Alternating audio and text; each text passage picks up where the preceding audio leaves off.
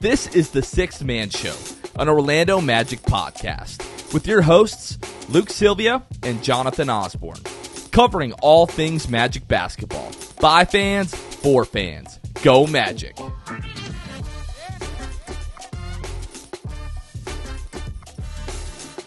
What's going on, Orlando Magic fans? You guys are back with the Sixth Man Show. Today is October 9th, 2023. Jonathan Osborne here, as always, joined by my co-host, Luke Sylvia. Luke, we have one more day, and then Magic basketball is back. How are we doing? For the first time in what feels like a very long time, Jonathan, we got full slates of basketball right now.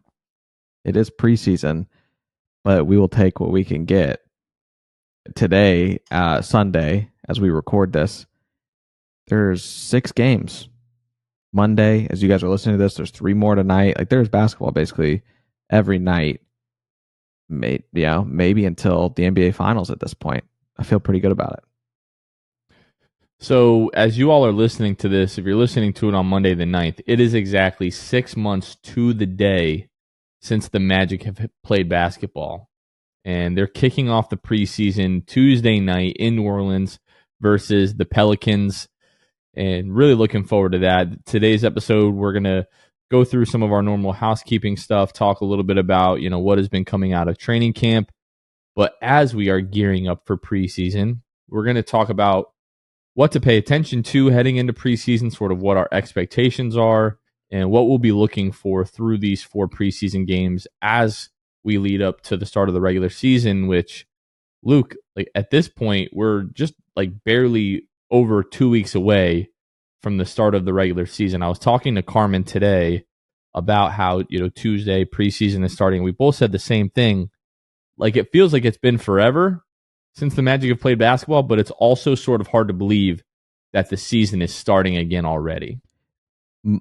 Lauren does not care much, right? There's not a whole lot of caring when it comes to the NBA in general. And so I told her Magic basketball was coming back. Or I told her I was watching. I was like, I want to watch this preseason game tonight. This was yesterday, maybe. It was Warriors and Lakers. I was like, I'm going to, turn on the preseason game. And she was like, already? And I was like, we're back, baby.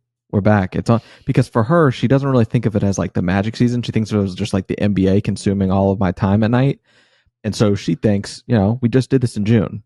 It's only been a couple months. I was like, yeah, but it's been so long since Magic basketball, and that's what this countdown really gets to. But yeah, it feels like forever since the Magic played for me. But it's because we watched all these other teams play so late into the year, and that's where we hope that this is the year the Magic are playing a little bit later because they can't play any less than they have in the past year or two. So I'm excited for it, man. I can't believe it's already back. We were driving home from church today, and we didn't get home before the Giants game started. And the Dolphins get the ball, and within 6 or 7 plays, they're scoring a touchdown. And I knew going into that game it was going to be tough. And obviously the Giants again got killed today. Daniel Jones is hurt, which he hasn't been playing really all that well anyway. Seems like the season's over. Anyways, I was like, I cannot believe that we're just a few weeks into football season and it's over. And she goes, the Giants being bad doesn't really bother me. But she's like, I don't think I can mentally handle another season of the Magic being bad. And she's like, not even for your sake. Everybody's so excited. This is the year that the team is finally supposed to be good in a significant sort of way. The Vooch, AG, Evan Fournier teams were fun, the success that they had. But we all sort of knew that, hey, this is as good as it's going to get for this team. With this current iteration of the Magic, it's this is the first step in them being good on a journey to being really good and in title contention. So there's a different level of excitement to it. Mm-hmm. But yeah, it is just good to have basketball back, and it'll be even better when we actually have Magic basketball back on Tuesday. Yeah. Quick word from our friends over at Jam Hot Chicken. You've heard us talk about it before. I've started to just call this the best chicken on the planet. I forget who I was talking about it to today. It was one of my buddies at church. He also runs a podcast. He was talking about, hey, we just got a new sponsor. I was like, hey, we just got a new sponsor. and it's Jam Hot Chicken. It's the best freaking chicken I've ever had. I'm telling this guy this. So you've heard us talk about it. We've had multiple listeners and viewers at this point tell us, like, I took your word for it. I went to Jam Hot Chicken. It's absolutely incredible. The food there is fantastic. The vibes are immaculate. Again, they're crazy, huge, lifelong Magic fans, which we really appreciate, of course, which made it like all the more special for us to partner with a restaurant that really like has our values in mind. Good food, treating people the right way, and they love the freaking Orlando Magic. It really can't get any better than that. If you've heard us talk about Jam Hot Chicken again and again and again, and you want to get your mouth around some Jam Hot Chicken, you can find that at 400 West New England Avenue in Winter Park. They are closed Mondays and Tuesdays. So Wednesday, Thursday, Friday, Saturday, and Sunday, make sure that you get out there. I mean, you name it. They've got chicken sandwiches, tenders. They've got my favorite item on the menu, the box, which again is the loaded fries, the chopped chicken breast, slaw, pickles, their comeback sauce, all over seasoned fries. You can even add mac and cheese to that. They've got all the extras, the pickles, the slaw. You want a beverage, they've got it. They've got adult beverages. They've got milkshakes. Like, you cannot find a better culinary experience this side of the universe, in my opinion. Jam Hot Chicken. I want to put a challenge out there for any of the Central Florida people that listen to this that might be within respectable driving distance of Jam Hot Chicken, okay? Because here's what you need to listen to. Sometimes, if you're like me, you really want to go to a place, you don't look up the hours, you get there, and you're like, man, I missed it. They're closed or whatever it might be. So like you said, Jonathan, they are closed on Mondays and Tuesdays, and on Sundays, they're open till 4. So it's not going to be a dinner spot for you on Sundays, right? Wednesday and Thursday, they're open till 5. And then Friday and Saturday are more of like the dinner option nights for you. They're open till 7 p.m. on those nights. So my challenge for everybody is that works and has, an hour lunch break. You're within driving distance of Jam Hot Chicken. Make a time this week to use part of your lunch. Go to Jam Hot Chicken. Great lunch spot. Like Jonathan said, vibes immaculate there at Jam Hot Chicken. It's outside seating. There's hip-hop music playing most of the time, if not the whole time you're there. There's an incredible scene there at Jam Hot Chicken. So go use a lunch break. Go to Jam Hot Chicken this week. I don't make many guarantees about things that aren't related to the Magic. Like the Magic, I feel like I have a pretty good handle on. But most other things I don't usually guarantee. I guarantee that you will enjoy your experience at Jam Hot Chicken. So again, you can find them 400 West New England Avenue in Winter Park. 400 West New England Avenue in Winter Park. Make sure that you guys go over and check out Jam Hot Chicken, and make sure you tell them that we sent you. You won't forget it. And this coming Wednesday, we've been talking about this for a few weeks now, but if you're into vintage Orlando Magic gear, which everybody seems like they are, with the these jerseys that I'm wearing right here that are coming out this year, the jacket that everybody saw Ryan Anderson wearing, and everybody's always asking, bring it back the old logo and bring back the old floor and so on and so forth. If you're into vintage Magic gear, you cannot miss this pop-up coming up on Wednesday, October 11th from 7 p.m. to 10 p.m. at 22 South Magnolia Avenue in Orlando. Our boy Gio over at Players Only Closet is bringing out really the most insane collection of Magic vintage fashion that exists. There's going to be all-night drink specials, some special guests, a DJ, giveaways. You're really not going to want to miss this. Again, it's from 7 p.m. to 10 this coming Wednesday at 22 South Magnolia Avenue in Orlando. You've also heard us talking all off-season now at different points about some of the new content that we're going to be rolling out this coming season. One of that is going to be the Six Fan Show, which our boy Ben at Select Home Games this year is going to be outside of Amway, getting your takes after games. If you're super excited and really happy with the team, let us know. If you're not so excited and you're pissed off about the Magic, let us know. We want to hear all of your takes. If you've ever wanted to be able to express your takes on the Magic on camera in a way that real people will see it, that will be your opportunity to do so. Outside of the Six Fan Show, we're doing a post-game live show after every single Magic game on our YouTube channel. And our boy Kevin, for the most part, is going to be hosting those. So I'm going to throw it to Kevin and let Kevin talk about those a little bit more. What's up, Orlando Magic fans? Producer Kevin here to tell you about our brand new show for this 2023-24 season, six-man show Postgame Live presented by Rock'em. What is it? Well, it's exactly what it sounds like, a live postgame show on YouTube after each and every Orlando Magic game. That's right, preseason, regular season, and hopefully postseason as well. So yeah, join us after every single Orlando Magic game on YouTube. We're going to be there to react to all the highs and the lows of the Orlando Magic season, the ups and the downs, the good nights, the bad nights, whatever it's going to be. We're going to be able to react together on YouTube. It's going to be a very interactive show. You guys are going to get involved, and we're going to get to be able to react to the entire Orlando Magic season. So definitely follow us on YouTube if you aren't already subscribed to us. And then also be sure you turn on the notifications. That way you don't miss a single broadcast. When we go live right after Magic games, you'll be notified right away. If you do miss a broadcast or two, I mean, it's 82 games. You know, I can't fully blame you. But if you do, of course, they'll be available on demand on our YouTube channel. But also we're going to put the audio up on our podcast platforms, you know, so you can listen to it the next day or whatever. So anyway, six-man show postgame live on YouTube after every single Orlando Magic game this season. Come join us. It's going to be a lot of fun. Appreciate it, Kevin. Again, make sure that you guys tune into our YouTube channel after every single Magic game. Tune in. You will not want to miss those post-game live shows presented by Rock'em. Going to be a lot of fun. Luke, as we start to move into the preseason here, just wanted to go over the schedule again. So there are quite a few teams that, you know, are only playing a couple, 3 or 4 preseason games. The Magic are playing 4. We've talked about this first one coming up on Tuesday, October 10th. They're going to be in New Orleans. That game is going to tip off at 8 o'clock Eastern time. That's going to be on Bally Sports New Orleans. So again, if you have League Pass and you're out of market, you'll be able to watch that. But if you're in the Orlando market, you'll have to get, creative. You probably have an idea of what I'm talking about there. Hey, if you're in New Orleans, I'm looking on ESPN right now. They're saying there's tickets as low as $2 to that game. If you're in New Orleans, you're a Magic fan, and you want to check that out. I mean, if you find a couple of bucks, it sounds like you can get a ticket to that game. And then on Thursday, we'll be at Cleveland. That game will tip off at 7 o'clock Eastern. And that will be on Bally Sports Great Lakes. So again, if you're in the Orlando market, won't be able to watch that on League Pass, I believe. You'll have to find alternative methods of watching that game.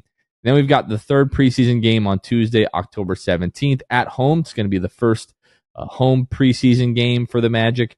That game will be broadcast on Bally Sports Florida, but tip-off is at 7 o'clock. And then, Luke, the Magic wrap up the preseason on Friday, October 20th. Versus the Brazilian professional team Flamengo at 7 o'clock. Again, that's going to be on Bally Sports Florida. Just sort of looking at the Magic schedule, so they were off on Sunday. They'll have practice Monday morning at the Advent Health Training Center. They'll leave for New Orleans after the practice. Then they do have a shoot-around scheduled Tuesday morning before that game. Then they'll have a practice on Wednesday at the Rocket Mortgage Field House. I messed that one up. And then they play the Rockets on Thursday. They'll have a shoot-around that morning. They're off on Friday. They'll have a practice on Saturday. Off Sunday, a practice on Monday, and then the shoot-around on Tuesday before they take on the Pelicans at home. They'll be off that Wednesday. They'll practice that Friday, have a shoot-around Friday morning, and then that night will be the preseason finale. Then they've got they're off Sunday. They have a Monday, Tuesday practice, Luke, and then the season is already here. So the Magic really just have about 3 days off between now and the start of the regular season, and then they're really into like the everyday grind of things. Like we are all the way back. Speaking of scheduling, we're going to get more into the details of preseason and a look ahead, a preview. If any of you guys have missed that, where Jonathan and I give our record predictions for the week, that is coming after our break. But what I wanted to say here, something it's really not that interesting, but this is where we're at, and I just was like, I wonder if that's a trend. The Magic play their first 2 games on the road for the preseason. Last 2 preseason games are at home. Again, not that exciting, but this will be the 5th preseason in a row that the Magic have their away games first, and then they always have the last 2 or 3 games of the preseason at home. So just a little tidbit for you. I prefer that, I think. I'm assuming that's a preference thing in general, but who knows? Because they were at some point, they kind of alternated a little bit, 6-7 years ago. Now they've really locked into away, and then you finish everything at home. I do prefer that as well. Yeah, you go on the road, a little bit of adversity to start the year, your little road trip, couple of games, you come back, fix whatever might have been some issues on the road, continue that work.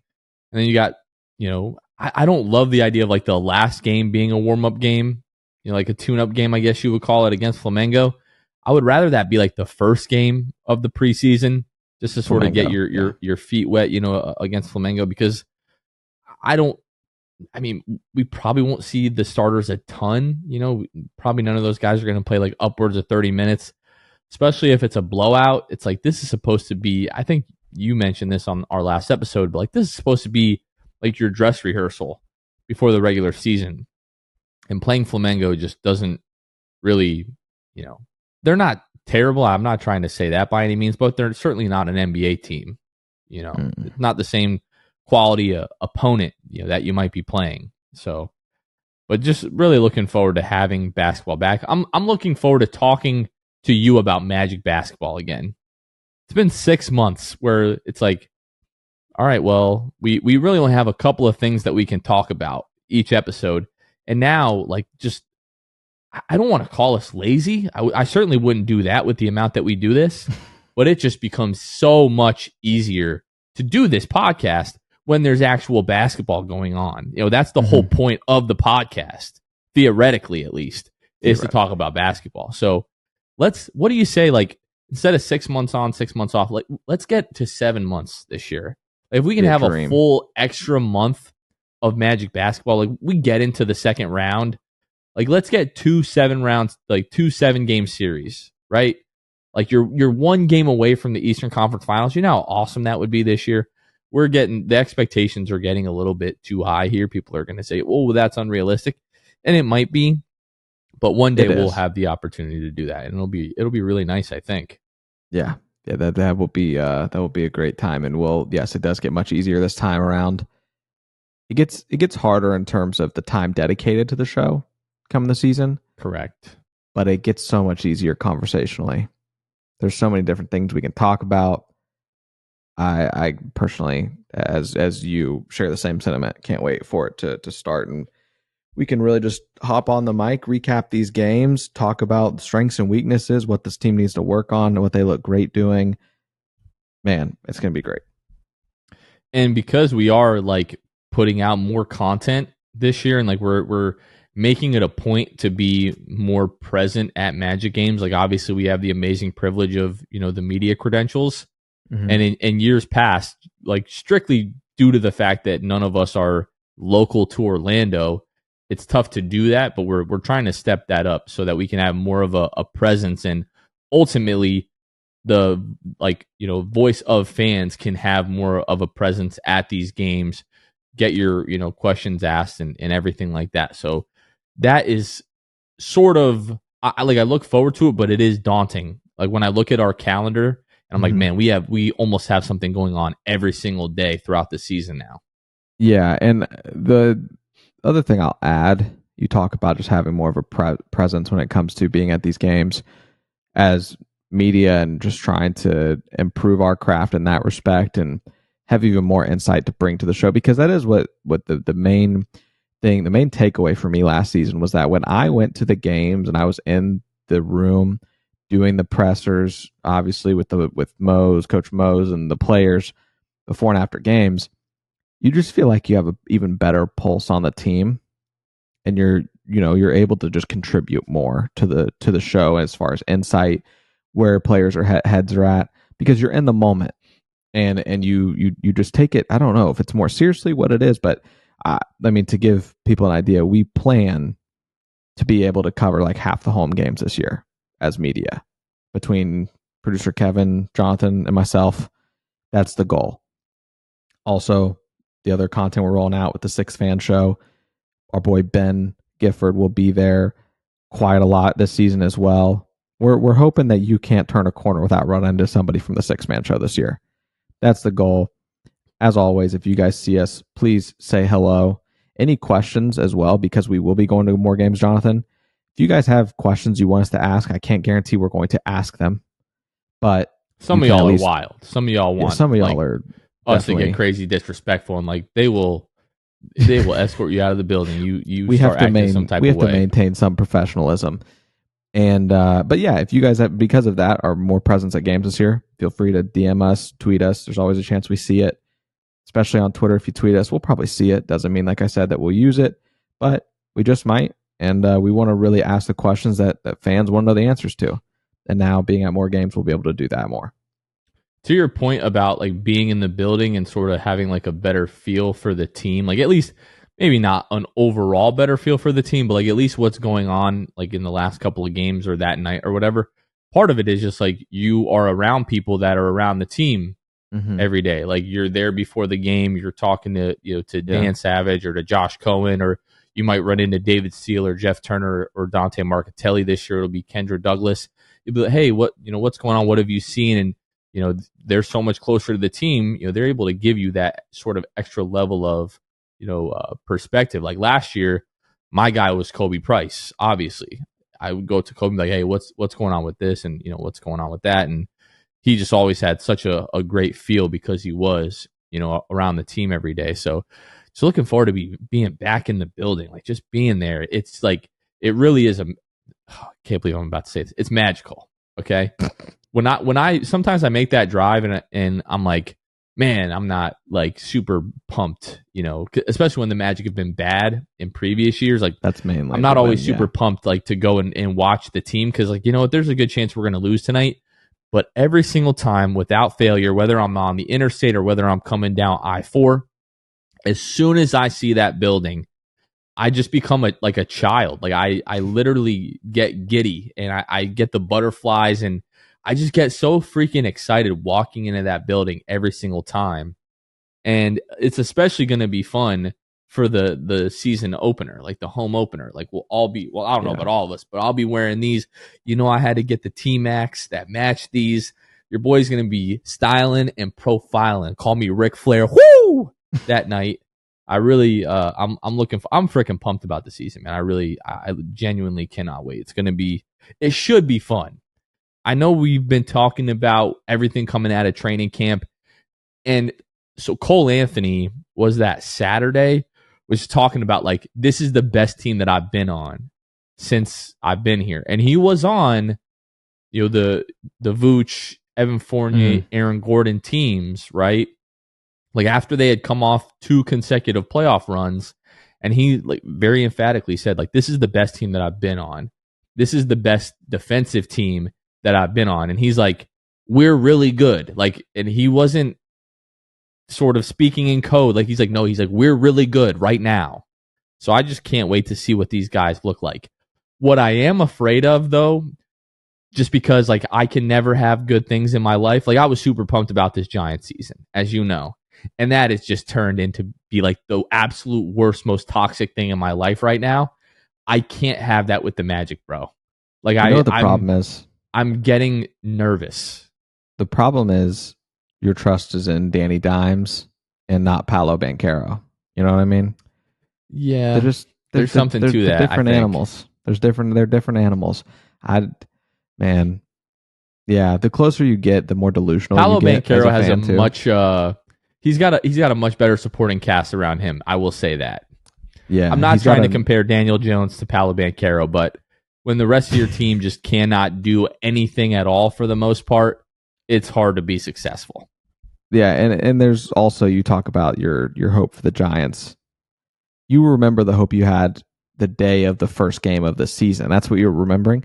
Just wait until home opener, or till the season opener, which is the home opener. Just wait till that morning. We're gonna be talking reckless in that morning. I'm gonna have tears in my eyes. We have weeks until then. I got so much delusion that's gonna build up. I might wake up and be like, we're winning the finals.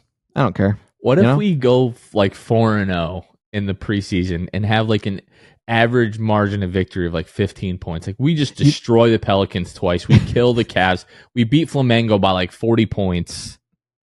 Like, what if we're just absolutely suffocating defensively through these 4 preseason games? That's really what I need. The home for the season opener against the Rockets, which were favored. I don't know the last time. Maybe someone can find that out. The last time the Magic were favored in a season opener, I don't know when that was, but the Magic are favored. I think it was like 3.5 points the last time I checked. If the Magic win this game by like 20, 25, like they win decidedly, I am going to be talking crazy after that game. And it's the Rockets, dude. It's the Rockets. But you give me the chance for my team to beat Dillon Brooks by 20 plus, I'm all about it. I just think the Rockets roster, honestly, is just a whole lot of clowns, a lot of clownery going on in the Rockets organization. So if you go in, you blow their doors off at home, going to Portland, I'm going to wake up the day of that Portland game being like, the Magic by 50. I don't even care. We're wearing the classic jerseys like the first night. You cannot lose that game. Mm-mm. Like it would be all-time bad vibes like right off the rip. You bring these jerseys back. We're going to have that floor. We're going to like watch them play on that floor.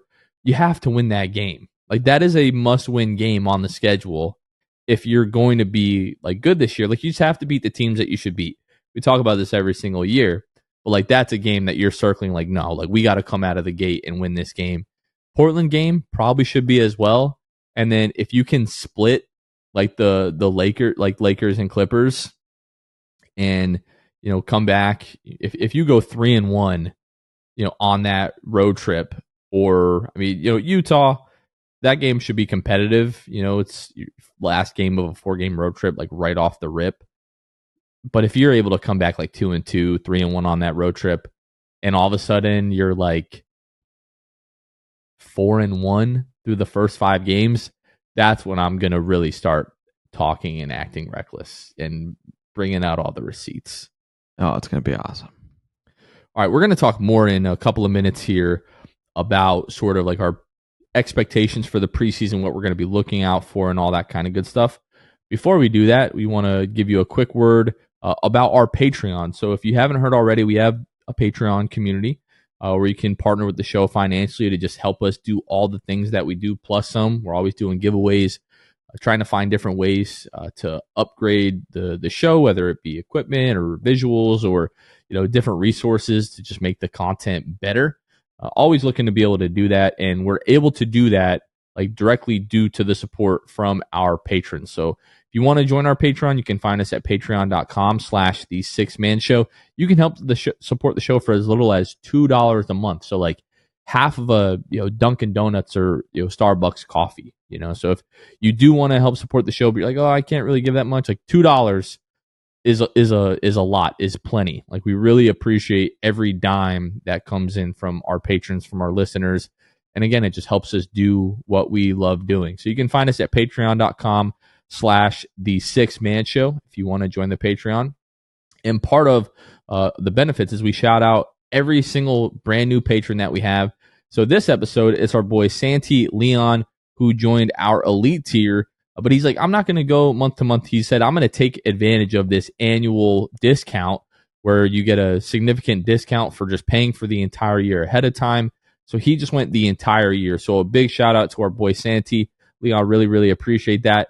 And then not only do we shout out our brand new patrons, but we shout out our Hall of Fame and elite tier patrons on each and every episode.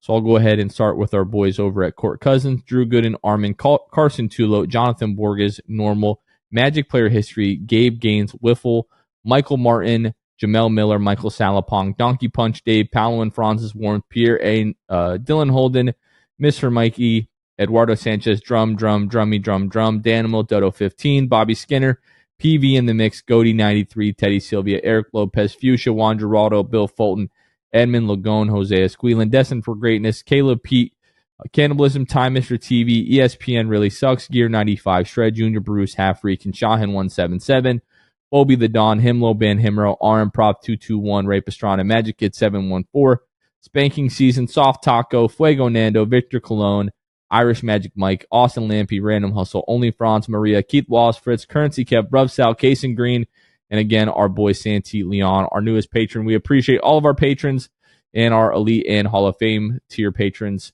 Again, you can find us at patreon.com/the6man show. Luke, as we move into the preseason here, again, we're talking about these 4 games. We've got at New Orleans, at Cleveland, versus New Orleans at home, and then versus Flamengo at home to close out the preseason. I know we'll talk sort of like our predictions for this week in just a couple of minutes here, but what are the things that you are going to be paying the most attention to on Tuesday night in New Orleans in the first preseason game? Can't believe we're saying that. Like, the preseason is back. I'm so freaking ready.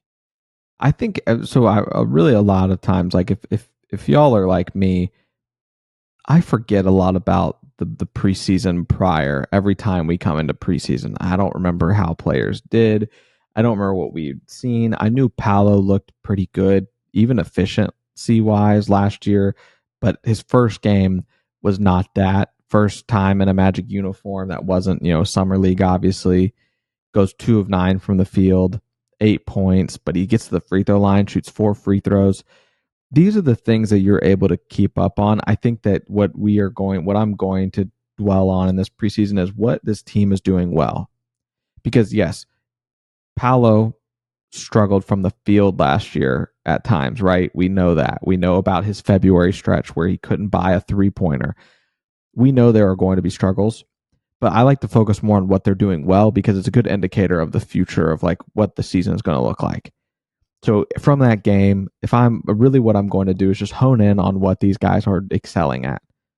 Paolo Banchero in 24 minutes getting to the free throw line 4 times, that should have been an indicator at that point where we were like, oh, this guy's going to be very good at getting to the free throw line. This is just his first game in a Magic uniform. He's only going to get better. So for me, it's going to be just pinpointing what part of the stat sheet are these guys excelling in, because that's what I'm going to cling on to.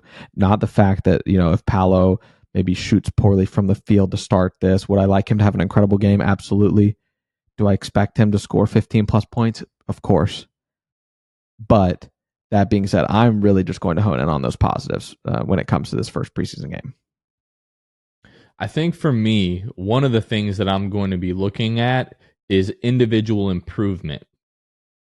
Like guys that we are sort of like banking on improving, and like the internal improvement sort of being what helps propel this Magic team, as well as health, right? Like even if you're just giving me the exact same roster as last year, but you're saying, hey, Markelle and Cole and Gary are going to be mostly healthy for the first 25 games of the year, I would like easily say like, okay, well the Magic will at least win 5 or 6 more games this year as compared to last year. But when we're talking about guys being able to take the next step, that's really where I think most of us see this team like having a pretty like significantly higher season as opposed to last year. So Paolo, what does the jump shooting look like? Is he able to finish a bit more consistently at the rim? Is he able to remove some of the more difficult shots, from his shot selection? These are all things that will help improve his consistency. Is he able to knock down free throws at a higher rate? Franz, Paolo talked about this the other day after practice. Are we going to get like the FIBA World Cup, aggressive Franz Wagner with the Orlando Magic? And even in the World Cup, I feel like at certain points we're like, hey, bro, just go get the ball. Paolo talked about like wanting to see that more out of Franz. Are we going to see that out of Franz? Jalen with the jump shooting, what is that going to look like? Markelle, what does the jump shot look like? He posted like a 2-minute clip, on his Instagram and on his Twitter that we're making the rounds on Sunday. We've seen the shots that he's been putting up throughout training camp at the end of these practices. The shooting form looks a lot better. I understand why people are excited, but it's just been so long since he's been even an average shooter. I'm very much in the camp of like, I need to see it before I like really get my hopes up about it again. What do Anthony Black and Jet Howard look like? Because those guys, it's left to be seen how much run they're going to get in the regular season, but they're going to get minutes in preseason. Like that's a given. How much better did they look compared to Summer League? Jonathan Isaac, is he sort of picking up right back where he left off last year? What does the jump shooting look like with Wendell Carter Jr.? Is Cole Anthony able to keep up the level of play that he closed the season on last year. That all of those like individual things, you're not just going to get that from the first preseason game. You're probably not going to get all of that from the preseason at all. But I at least want to see the signs that there's been internal improvement across the board. As good as Paolo and Franz are, and if those guys make like all-star level leaps this year, the Magic are going to be significantly better. But when we talk about this team like potentially getting into like the mid 40s in wins, that's going to come off the back of everybody improving. Like from the top to the bottom of the rotation, just everybody getting a little bit better and everybody being able to contribute to this team at a high level. Yeah, and I think the other thing too, I mean, we expect for there to be a lot of rust. I don't think that will come as a shock to see a high turnover game. To give you guys some perspective, opening game last year against the Grizzlies for preseason, the Magic did a great job forcing turnovers. The Grizzlies had 27 of them. The Magic did not do a good job limiting turnovers as they had 25. So it is going to be ugly. But if this defense is as suffocating as we've been hearing, and our offense is going to take the leap, I really would love, and it's not the end of the world to Magic have a high turnover game, because as you see, the Grizzlies, who are a very good team when healthy, and they've got all their pieces, they have 27 turnovers in their first preseason game. They're working out the kinks. Everybody's doing that. I would absolutely love it if the Pelicans had 20 plus turnovers and the Magic had 15 or 16. You know what I mean? To show growth on the offensive side of the ball when it comes to that decision making, because now your guys that have the ball in their hand, Franz coming into his third year, Paolo in his second, Jalen Suggs showing improvement when it comes to his turnovers as well. Cole, like down the line, another year of experience has been had. Let's see these guys be making really smart decisions with the basketball. They've been, a lot of these guys doing international play. I'm hoping there isn't too much rust with them. That's what a lot of the roster, honestly, that we obviously know has been playing. And these guys are so young, we expect that most of them, and know that most of them have already been in the gym all summer, didn't really take too much time off. I would love nothing more than to win the turnover battle by a large margin on opening preseason night. Yeah, I think some other things that we'll talk about the rotation and who's going to start and who's going to come off the bench, and that's going to be a sort of ongoing conversation throughout preseason, because Jamal Mosley has never had the level of depth that he has going into this preseason and going into this season. So I think there's going to be, like, even once we get into the regular season, there's going to be like a figuring out period where he's going to need some time to really see where he's going to be inserting certain guys into the lineup and how long they're going to be playing and what the playing groups look like. But if the offense is going to take any sort of leap, and I'm not really expecting a significant leap in terms of offense, like I would be surprised if this team was in the upper half of offense in the league this year, just because like the guys that we expect to play heavy minutes and contribute haven't proven themselves to be like good 3-point shooters yet. Like the guys that we're relying on, like they're mostly hanging around average. Like Franz is slightly above average. Obviously Gary is great. Markelle below average. Wendell Carter for his position is probably about average, but in terms of, around the league, still, shooting below average. Cole, about average. Jalen has been below average. Now we're talking about potentially integrating Joe Ingles, into the starting lineup, not starting lineup, but into the rotation. So that should help some. But you and I just talked on the last episode, like the guys that we've added, that's what they do. They shoot, like especially Joe Ingles and Jet Howard through the draft. How much time are those guys really going to be on the floor? So how much of an impact is that actually and ultimately going to have? But really where my focus is going to be is how this team looks defensively. The way that they finished the year last year, getting guys back like Jonathan Isaac, Markelle having a healthy offseason, Jalen Suggs having a healthy offseason, the way that everyone has been talking about these guys competing in camp, the way Cole Anthony was talking Saturday after their practice session, like, this is the best defensive team that I've been on since I've been here. And everybody's setting that expectation that, like, top 10 defensively should be the floor for this team. They could be as good as top 5. I really think this team could be the best defensive unit in the entire league. If everything goes well, everybody's healthy. Like, when you just go up and down the roster, I have a hard time picking like any roster that you could definitively say is going to be better defensively. It just, when you look at Markelle and Gary and Franz and Wendell and Anthony Black and Jalen Suggs and Jonathan Isaac and just all of these guys that we have, like, this should be one of the best defensive teams in the league if they meet their potential. Another thing that will be interesting and that we will all be looking at, last season in the first preseason game, and this was the trend for the first 2 games, or first 3 games really, the Magic had 15 guys that got minutes. Basically, at that point, what, you know, most everybody dressing at that point is playing. You don't have J.I., obviously.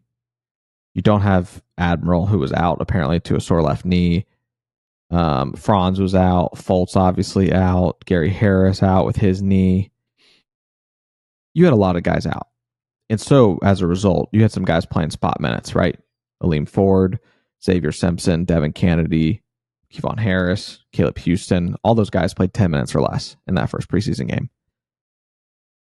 I'm interested to see if Mosley is going to take the approach of the same thing. Like, I'm sure we're going to see, obviously, a very wide range of players play. But is he going to play basically everyone that he can?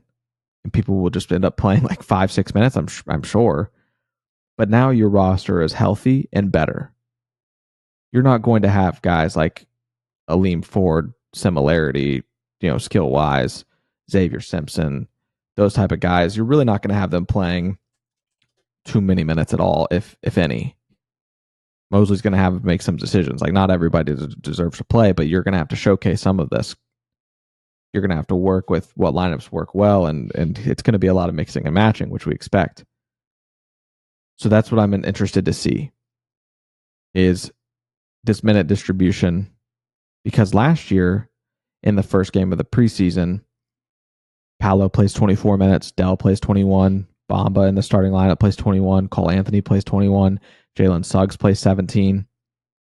And then really on the bench unit, RJ Hampton plays 25, Mo Wagner plays 20, Bull plays 20, Chuma plays 16, T. Ross plays 14. What is it going to look like in New Orleans on Tuesday night?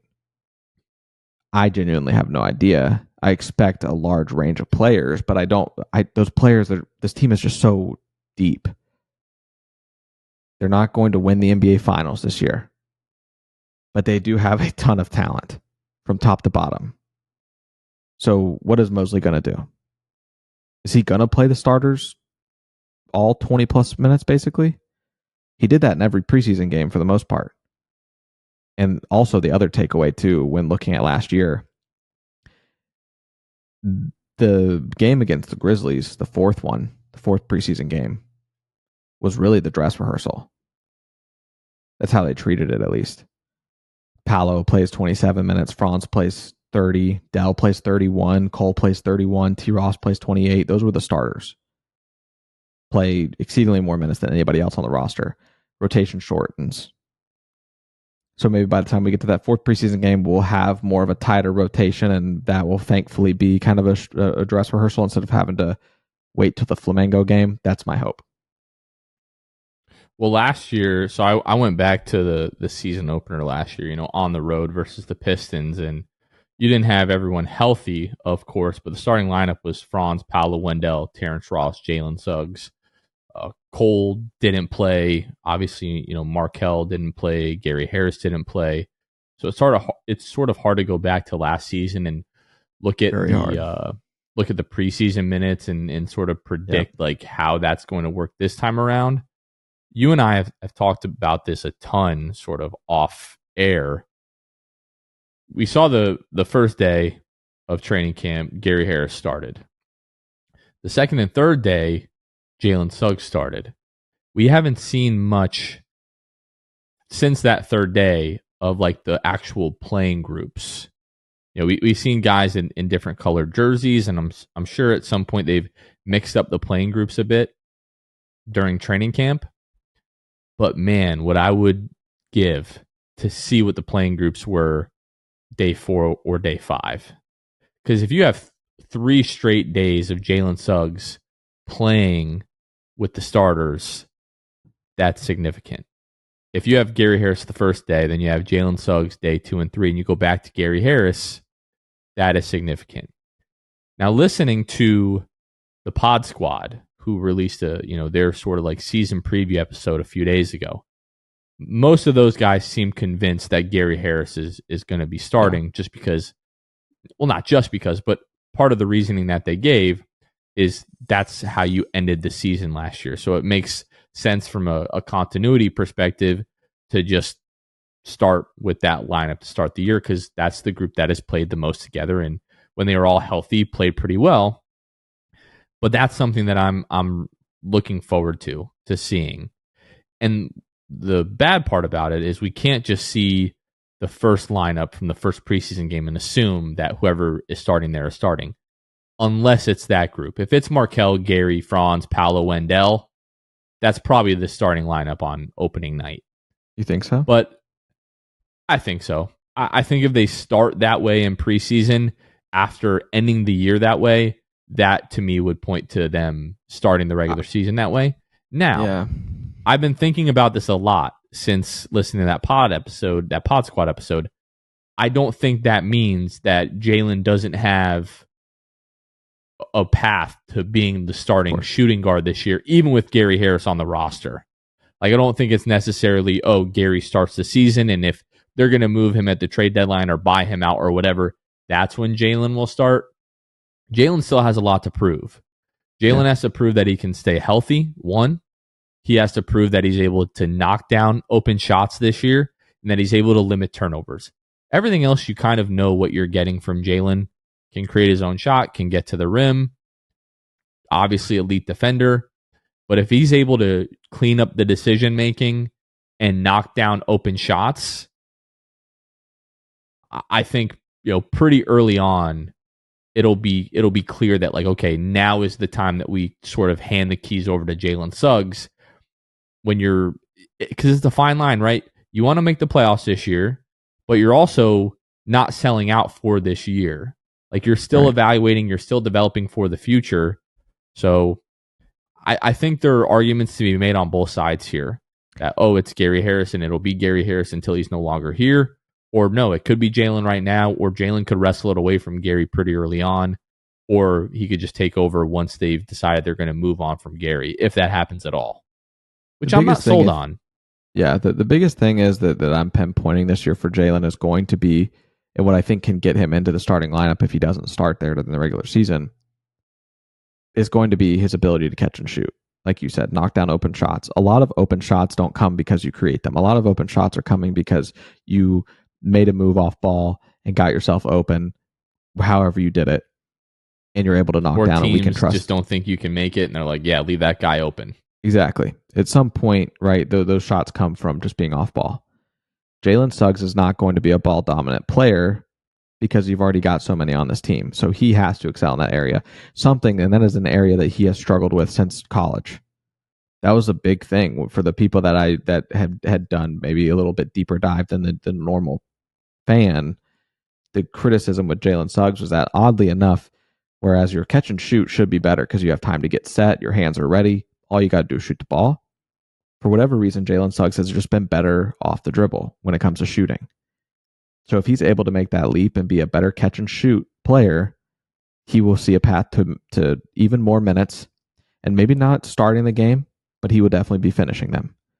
We saw what Jalen Suggs does in the closing minutes, and he plays winning basketball in the closing minutes. He gets sharper mentally, in my opinion, in the closing minutes of a game. He doesn't get dumber. He doesn't stay the same. Like, he is genuinely very smart in the closing minutes. Someone that I trust in that closing lineup. So if he learns and gets better when it comes to catch and shoot scenarios, man, sky's the limit for that kid. and especially when it comes to how Coach Mosley is going to trust. That being said, Jonathan, I will not lose sleep over having to watch Jalen Suggs and Jonathan Isaac play defense together in that unit. Facts. I will not lose sleep if that is who I have to watch play defense. You together know, on the we'll floor. lose sleep. Every team starting like backup shooting guard and backup power forward. Like, I got to go against Jalen Suggs and Jonathan Isaac. What the hell is this? Utah Jazz's John Collins going to be losing some sleep as well. So that is what I'm thinking about too. Of like, okay, Jalen Suggs deserves enough to start, but they see enough of him and J.I. playing together defensively. They're like, the starting unit is solid. But if we can get Jalen Suggs and Jonathan Isaac locking down the second unit, that second unit might not score for other teams. So these are elite defenders. So I am very, very excited to see what that looks like regardless. And that's another thing as well. Just defensively, like I said, I hope that this team is locked down as we think they're going to be defensively. But it is going to be that Jalen Suggs, Jonathan Isaac duo. Jalen Suggs poking balls out. Jonathan Isaac just swatting dudes. Jonathan Isaac just swatting dudes off the backboard. Jalen Suggs in transition, dunking it home. Man, I'm very ready to see those two play together. If for nothing else defensively, but they both have so many question marks offensively that I'll be also talking crazy if both of them have great, above average offensive games this year. Like, thinking about Jalen locking guys down on the perimeter and like the rare instance where a guy gets by him and it's like, oh, okay, I'm good. And then Jonathan Isaac comes over from the weak side and like sends it into the fifth row. Like, that's just so much fun to think about.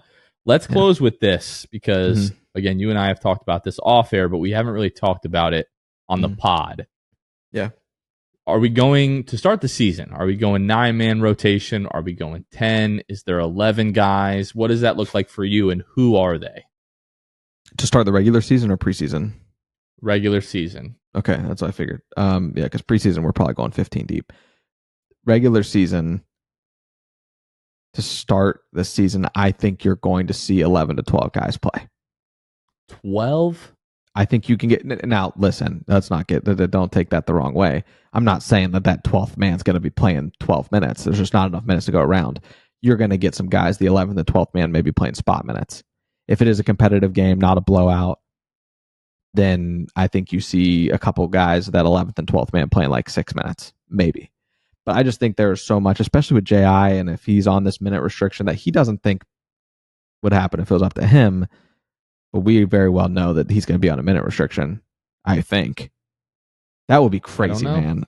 Dude, if he's not on a minute... Because we've talked about it, and he said, I've been in the gym with the guys for like a month and a half. Okay. If he went the entire summer and nobody talked to him about a minutes restriction, like, to me, that... I don't know. Like, I understand, and like part of me is like, what are you saying? He's not going to be on a minutes restriction. What are you thinking, you idiot? Because he was on a minutes restriction. He got hurt. We haven't seen him since March. Now he's going to come back. But I don't know. I just find it very weird that he had the 6-week rehab, came back, has been 100%, has been playing with the guys, the last couple of months. Nobody's talked to him about a minutes restriction this season. He hasn't had any sort of limitations, didn't have any sort of limitations through training camp, it seems like. Mm-hmm. So I genuinely don't know what to expect there. If J.I. is not on a minutes restriction, my prediction is that we go 10-man. Because the 11th and 12th, in my prediction, would be spot minutes, basically because Jonathan Isaac can't play those. Like, he can't play those extra 10. Let's start with the first scenario. Let's say Jonathan Isaac is on a minutes restriction. Yeah. What does your rotation look like? How many guys? You said 12, but who is in the 12? We got so many dudes. I'm pulling up a freaking roster. Let's see. Give me the starting 5. Okay, starting 5 on opening night, I do think it will end up being the same from last year when healthy. Markel, Jalen, Franz, Paolo, Dell. Those are your 5. Or not Jalen, sorry. Markel, Gary Harris, Harris. Yeah, so Markel, him, Franz, Paolo, Dell. Okay, so same as last year when healthy. Then you've got, obviously, you get to the bench. Let me pull up, because I know that we've done. I've got it here somewhere as far as my minutes and yada yada. Yeah. So you've got Cole, Joe Ingles, Jonathan Isaac, Goga, Mo, and I think that's it. 10. If I'm predicting 10, then that's it. With basically AB and Jet out. And yeah, I think that's it. I might have missed something there, but that's my prediction. I think AB and Jet don't get minutes. So your backup then is Cole, Jalen, Joe Ingles, J.I., and Goga is your 10. And you think that if Jonathan Isaac is on a minutes restriction or he's not playing every game, that Anthony Black. So, okay, so who sneaks in? Is it Anthony Black and Jet, or is it Mo Wagner? I think it's going to be Mo Wagner and Jet would sneak in this scenario to play spot minutes for J.I.'s minute restriction. Okay. And I think AB is not in rotation at all. Yeah. I think that's where I am too, in terms of like the 10-man. I was thinking that Jalen, because, what we saw from the training camp videos, which again, you may or, should or should not take a ton from, but listening to the pod squad and those guys being around the team super closely, I take heavy consideration into what they say. So I do think opening night, it's Markel, Gary, Franz, Paolo, Wendell, with Cole, Jalen, Joe Ingles, J.I., and I think it's Mo. I think it's Mo Wagner over Goga Batadze to start the season. I do think that those guys are pretty close to interchangeable. Like, I don't really have Mo that far ahead of Goga or vice versa. Like, either one of those, it wouldn't really surprise me. Then if J.I. is out, I think we just see more of the other guy. I think you said Mo, so for me it would be Goga. And then I really don't know. Like, I could see it being they find a way to get Anthony Black into the lineup, or Jet Howard, or even a more veteran guy like an Admiral Schofield or Kevon Harris, because I know that what those guys bring defensively. So I think there's a lot of options that can be there. But if we're talking like strictly 10-man, I think that bench unit is Cole, Jalen, Joe Ingles, J.I., and Mo Wagner. You brought Joe Ingles in for a reason, to contribute in a real way. There's been all this talk about Anthony Black and Jet Howard having to earn minutes. And like right now, like we heard David Steele talking on the pod squad that Anthony Black was trying to bring the ball up in one of their first couple of training camp practices, and Jalen was just absolutely hounding him, to the point that Mosley had to stop the practice and tell guys like, hey, if he's having trouble getting into the offense, I don't care about the offense. Somebody either come get the ball, set a pick, get Jalen off of him. And I'm not saying like Anthony Black isn't good or whatever. To me, it more so like speaks to like the different level that Jalen is playing at. But I do think there's something to like making these guys earn their minutes at this point, and sort of like creating a new level of culture. Like, hey, if you guys are going to play, you're going to be earning those minutes, in practice, in training camp. And I think it probably wouldn't be a good thing if those guys were like earning minutes over some of these other guys that have been around for a while at this point. Like, it's a good thing for this roster if those guys are not playing right away. I do think eventually, those guys will find some minutes here and there, just because I think they're both really, really good. Like, they're just going to force you to play them at some point.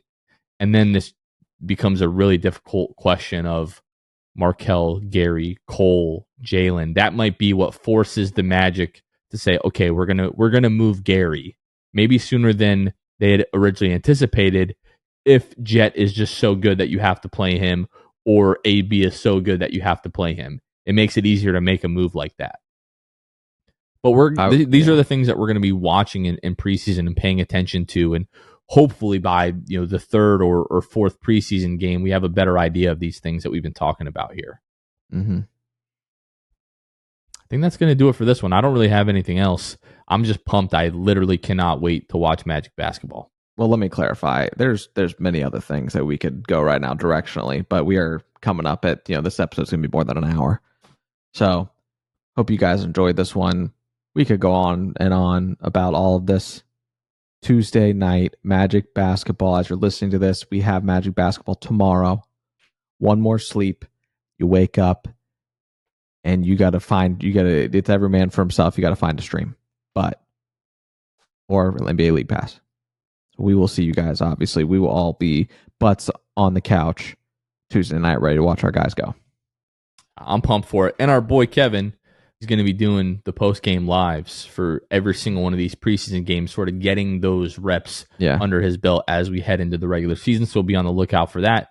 But that's going to do it for this one. Last thing here. I wanted to do our look ahead.